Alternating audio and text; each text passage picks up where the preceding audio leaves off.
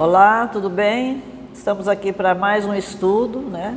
Agradecemos ao Senhor por Ele ter nos permitido mais essa oportunidade de podermos compartilhar a palavra com todos vocês que estão assistindo.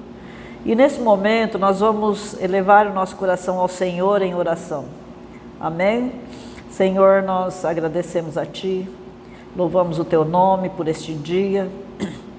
Louvamos a Ti por este tempo que o Senhor nos concede de abrirmos, Senhor, a Tua palavra e podermos caminhar nela, para que sejamos libertados, instruídos pelo Teu Santo Espírito. É a nossa oração em nome de Jesus. Amém.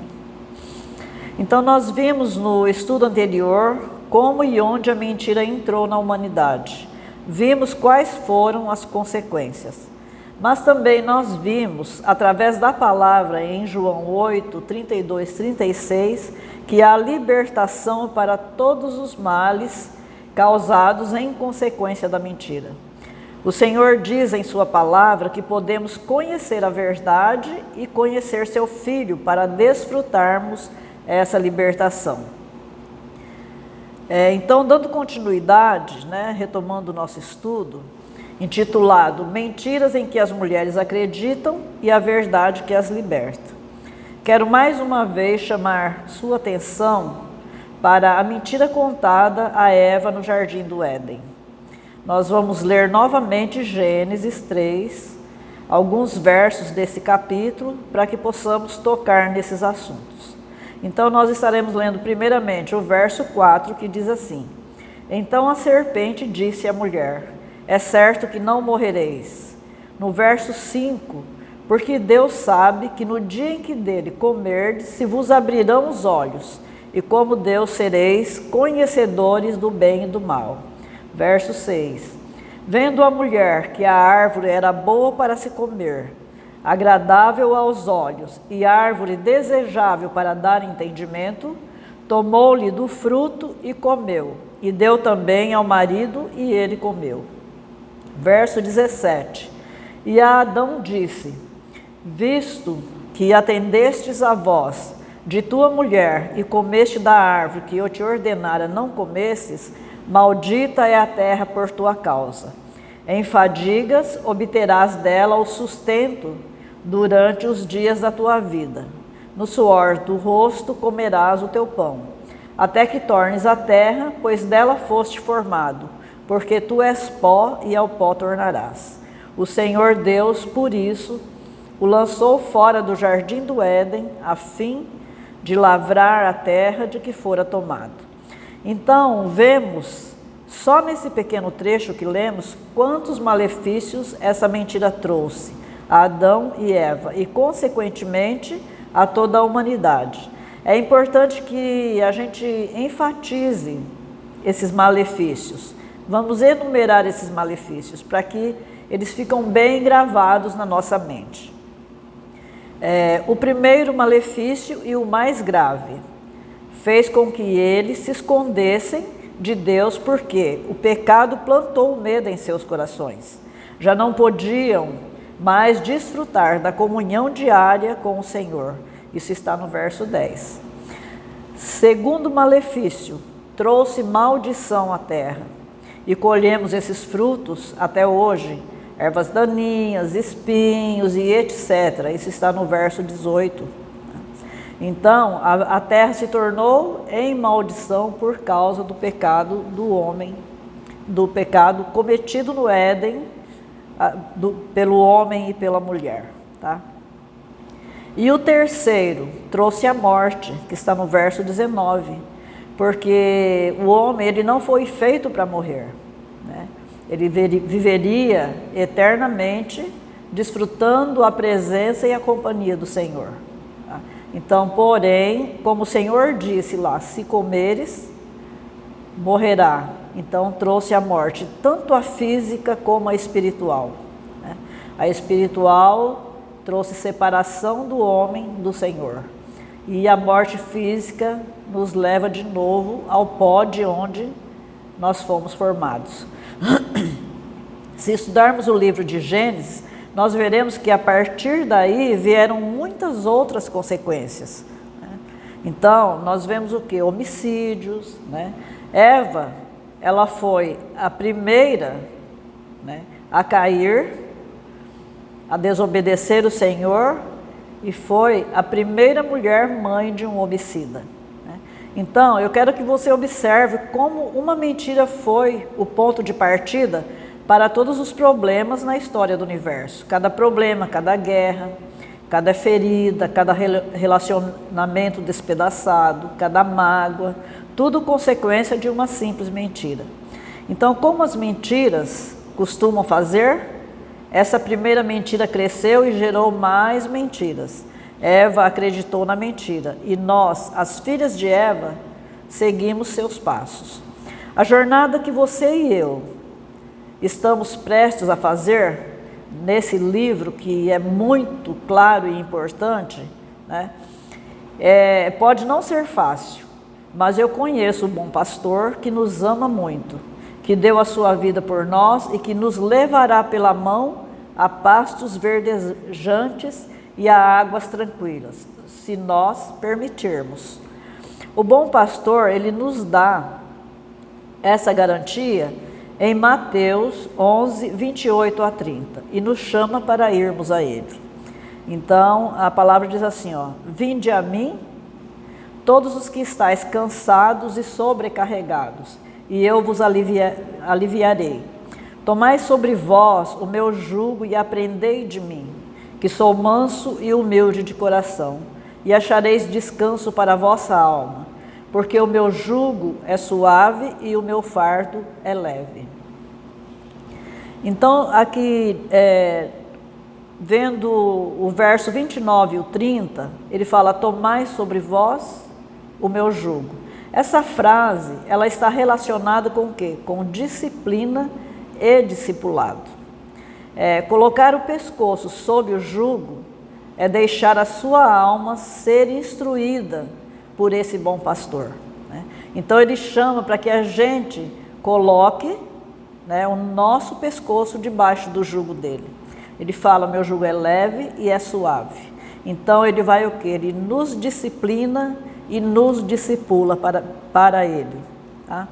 Então só Cristo é o professor que, através da sua pessoa e obra, pode instruir-nos. Tomar o jugo do Senhor é tomar a vontade do Pai para nós. O descanso que encontramos quando tomamos o jugo do Senhor e aprendemos dele é um descanso interior, um descanso envolvendo remoção da culpa do pecado e a posse da vida eterna. Então, o Senhor, ele faz em nós um trabalho de dentro para fora, nunca é pelo exterior, né? Geralmente, a gente, em muitas ocasiões, somos ensinadas que, se mudarmos o nosso exterior, automaticamente vamos conseguir fazer com que essa mudança externa ela tenha influência no nosso interior. Não, irmãs, só quem pode mudar o nosso interior é esse bom pastor, é esse supremo pastor. Amém? Então, nós precisamos o quê? Ir a ele e aprender dele. Tá? Então, partindo desse ponto, nós começaremos agora a identificar as mentiras que as mulheres acreditam, tá?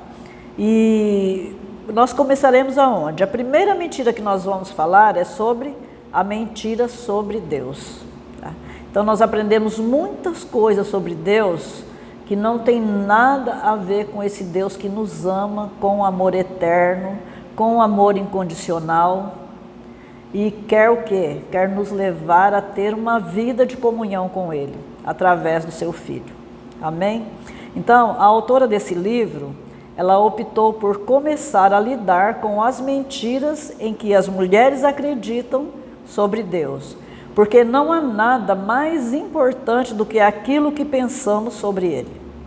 Aquilo em que acreditamos a respeito de Deus é fundamental para todo o nosso sistema de fé. Se tivermos a opinião errada sobre Deus, vamos ter a opinião errada sobre todo o resto. Aquilo em que acreditamos a respeito de Deus determina o nosso modo de viver. Então, o primeiro tópico dessa mentira sobre Deus é que Deus não é realmente bom. Tá? Essa é uma mentira em que poucas mulheres acreditam conscientemente. Tá? A maioria de nós nunca diria: Deus não é realmente bom. Nós sabemos que não devemos dizer isso. Sabemos que teologicamente e intelectualmente que Deus é bom. Mas no fundo de muitos corações existe a suspeita de que Ele possa não ser realmente bom. E isso é um fato, irmãs, né? Quantas vezes nós passamos por alguma situação que a primeira coisa que vem na nossa mente é essa dúvida sobre a bondade do Senhor. Tá? Então, acredito que a mentira está no cerne de grande parte da nossa opinião errada sobre Deus. Em essência, trata-se da mentira que Satanás usou para seduzir Eva. Deus havia abençoado o homem e a mulher e criado o paraíso para o deleite deles.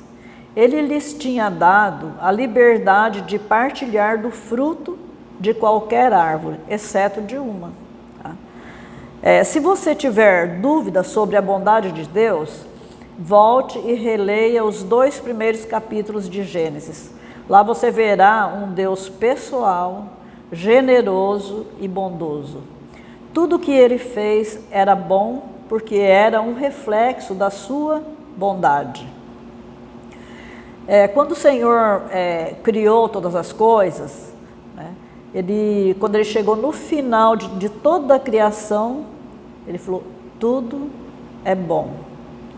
E aí Ele foi criar o homem. Por quê? Porque Ele já tinha preparado tudo de bom para o homem desfrutar, né?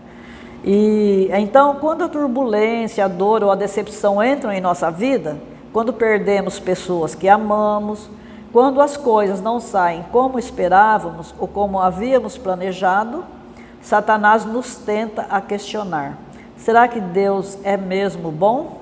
Se é, como pode deixar isso acontecer? Neste mundo caído, onde guerras, genocídios, fome e desastres naturais são uma realidade, o impostor tenta lançar uma visão negativa sobre Deus. Como um Deus verdadeiramente bom poderia deixar o holocausto ocorrer, né? Ali era o povo escolhido dele, né? E eles passaram por todas aquelas tribulações, né, no holocausto. Ou a fome na Etiópia, né? Como o Senhor pode deixar crianças, porque a palavra dele diz que Ele é o Deus dos órfãos. Então, como o Senhor pode deixar crianças morrendo daquela forma, né? Então, isso tudo traz essa dúvida. Então, vou deixar esse estudo aqui hoje para reflexão até esse ponto, para que nós possamos refletir nele até o próximo estudo. Amém? Vamos fazer uma oração de agradecimento, né? E pedir que o Senhor nos dê clareza em tudo que nós falamos aqui. Senhor, nós adoramos a Ti, agradecemos a Ti, queremos pedir a Ti, Senhor, que abra a nossa mente e o nosso coração para compreendermos tudo que foi falado até aqui. E no próximo estudo estaremos dando prosseguimento a isto. Nos dê graça, Senhor, e um coração submisso a Ti, para compreendermos todos os Teus atos e toda a Tua vontade. Em nome de Jesus. Amém.